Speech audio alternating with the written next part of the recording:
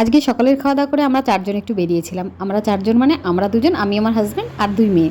কোথায় গেছিলাম সেটা তো পরে জানাচ্ছি। আর দেখো সকালে বেরোলে না সব কাজে দেরি হয়ে যায়। আমার এখনও স্নান হয়নি, মেয়ের খিদে পেয়ে গেছে। তোকে দেখো ভাত মেখে দিলাম, মেখে দিয়ে আমি যেহেতু বাড়িতে ছিলাম না, ঘর মুছে দিয়ে গেছে মাসি, কিন্তু আমার কেমন বালি কিচকিচ করছে, ধুলো লাগছে, তো সেই জন্য একটু ঘরটাকে আরেকবার একটু মুছে নিলাম।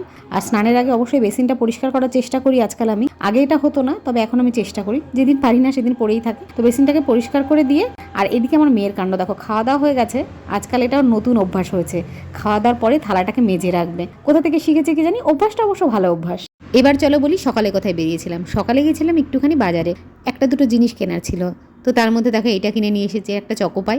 আর আমার ছোটো মেয়ের জন্য দুটো জামা, ছোট ছোট দুটো ফ্রক, কি সুন্দর লাগছে না? ছোট বাচ্চা মেয়েদের জামা কাপড় কিন্তু সত্যি খুব সুন্দর লাগে। আর এই দেখো ছোট্ট ছোট দুটো জুতো, এই দুটো কার জন্য বুঝতেই পারছো, এটাও আমার বিরার জন্য।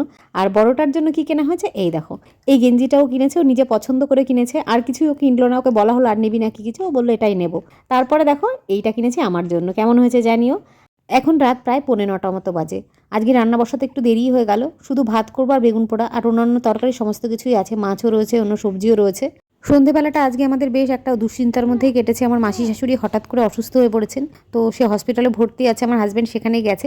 এইসব নিয়ে আমরা একটু অস্থিরতার মধ্যে ছিলাম। আমি কোথাও যাইনি, আমি বাড়িতেই ছিলাম, কিন্তু ফোন টোন করে খোঁজ খবর নিচ্ছিলাম। তো মাসি এখন ঠিক আছে। আর এদিকে দেখো আমার বেগুন পোড়া কিন্তু হয়ে গেছে, আর ভালো করে দেখে নিচ্ছি কোনো পোকা আছে কিনা। আজকের ভিডিওটা এখানেই শেষ করছি। সবাই ভালো থেকো, সুস্থ থেকো।